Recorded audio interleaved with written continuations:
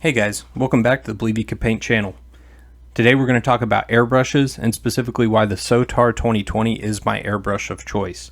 But if you already decided on a Sotar 2020 and just need to know where to get one, there's a really good Black Friday deal going on at usaairbrushsupply.com, and you can get the Sotar 2020 on a buy one get one deal, or you can get it 50% off, and they have all three needle choices. There's also free gifts that come with it. I'm not sponsored by them, but I do suggest taking advantage of the deal because it's a great way to get your hands on a Sotar 2020. If you haven't decided on the Sotar 2020 yet, stick around and see why it's my airbrush of choice.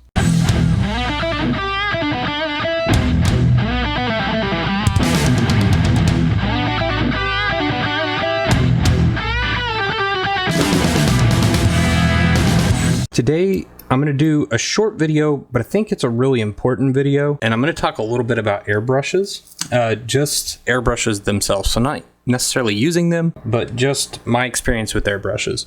This is the Neo or Iwata Neo CN. It's my first airbrush that I started with. For miniature painting, usually you want a dual action airbrush. That's where you push down to get the air and pull back to add paint. So usually for miniature painting, this is what's suggested. Now, frankly, most airbrushes, this action, it doesn't really matter, honestly. I'm sure if you're really good at airbrush, you can let just a little bit of air crack out, and maybe there's some niche scenarios where this down action matters, but really if you've got a regulator on your air compressor, which you should, this isn't going to matter. Just go full open all the time. So get your pressure set right and just go max pressure and you're usually good. And then some scenarios you might use it slightly, but you probably won't notice.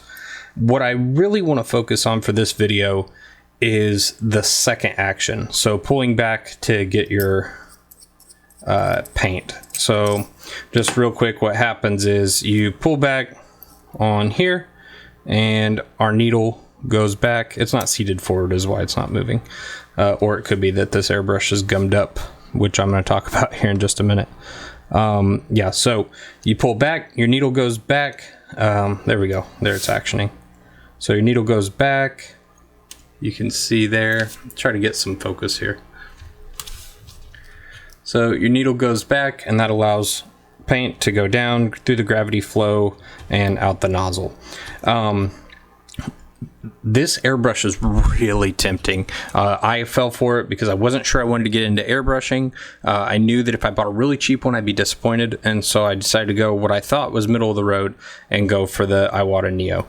I've painted some stuff with it. It's worked. But more often than not, it doesn't work.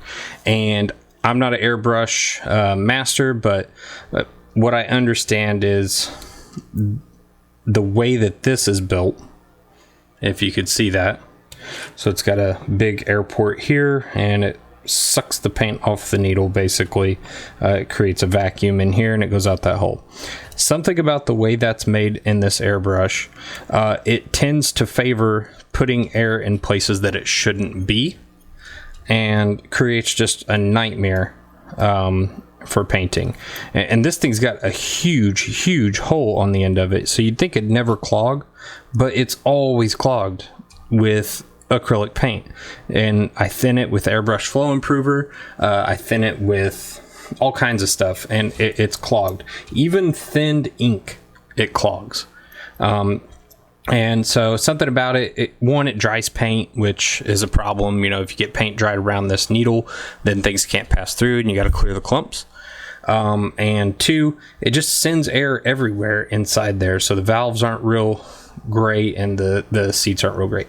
So that brings me to really the point of this video is don't use this airbrush. Don't buy this airbrush. If you've got it, use it. Put it to good effect, figure out a purpose for it, sure, that's fine. But if you're looking for an airbrush, don't buy this airbrush, please. Instead, go for something a little bit better within your budget.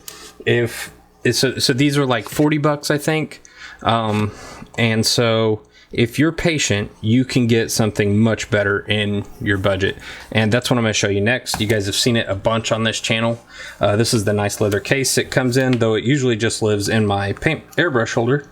And this is my Sotar 2020 from Badger Air. So I got this on a deal. I got it for $70. Now, I don't know if you can grab them that easy, but at least once a year, Badger Air will have a deal where you can get one of these under $100 on the closer end to $70. And that $30 difference is a world of a difference. And the reason is not anything to do with what the Iwata doesn't do. It has everything to do with what the Badger Air does do and how good it does it.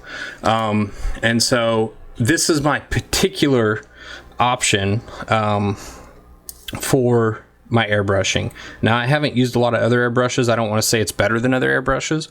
What I will say is there's a couple features on here that are unique to the Sotar. The combination is unique to the Sotar, and it, to me, makes it one of the best airbrushes that a new person can get for miniature painting airbrush. So it comes with a nice case. It's got this nice cover on it. Mine's wet because I just cleaned it. It's super simple. Your needle lock is here. You'll pretty much always run this in the forward position. So here, and you'll see we've got our needle sticking out, super small. And I just seat it back in there like that to keep it protected.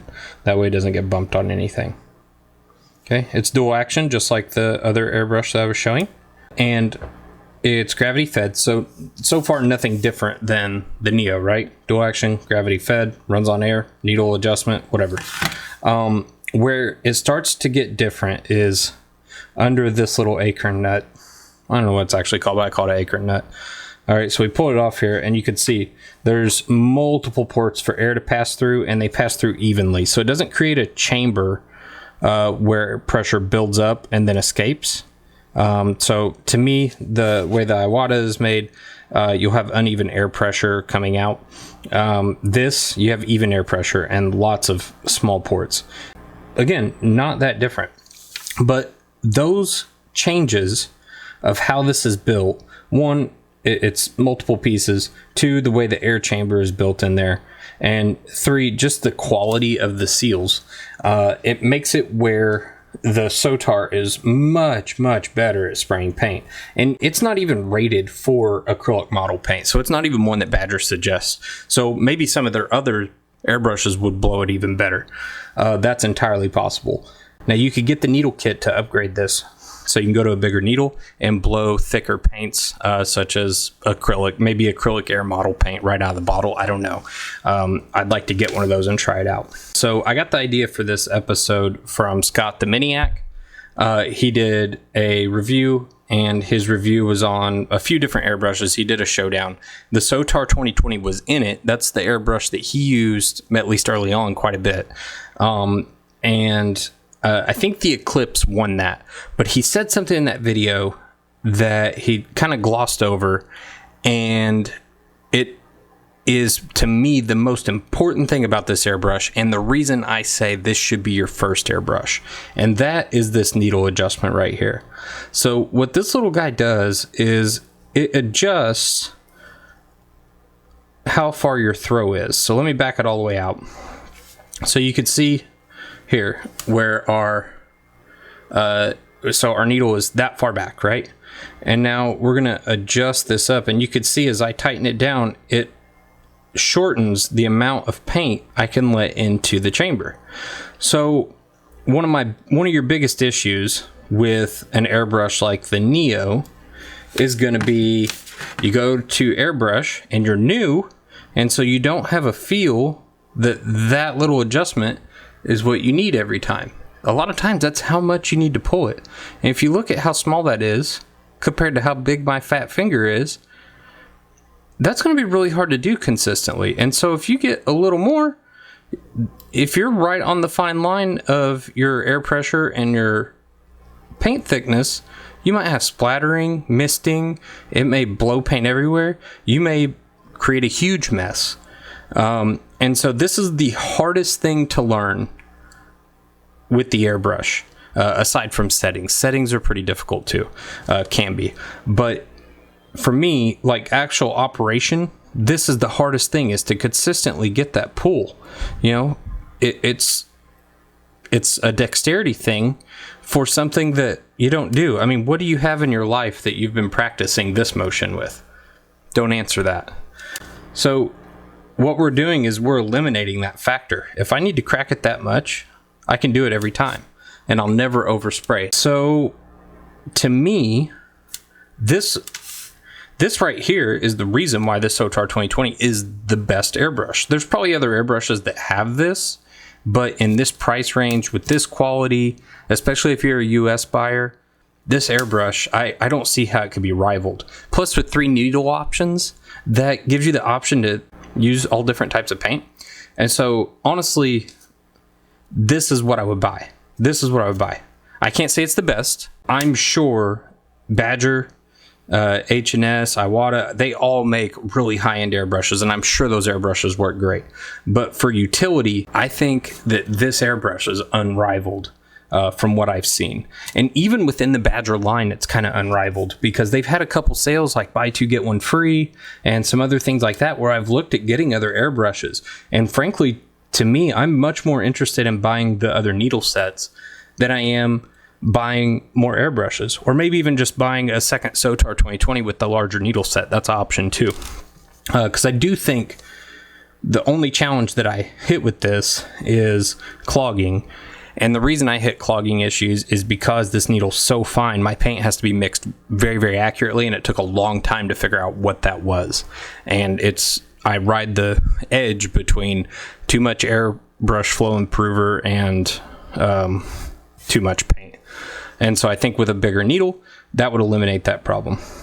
So there you have it, the Sotar 2020. It's my airbrush of choice. It's my recommendation to you. Buy once, cry once. That's my suggestion. Save the money, go for the Sotar 2020, shop around for a deal, buy it used. Either way, you're not going to be disappointed. The quality and the ease of use, they're unrivaled under $100. Happy Thanksgiving, guys. Thanks for watching.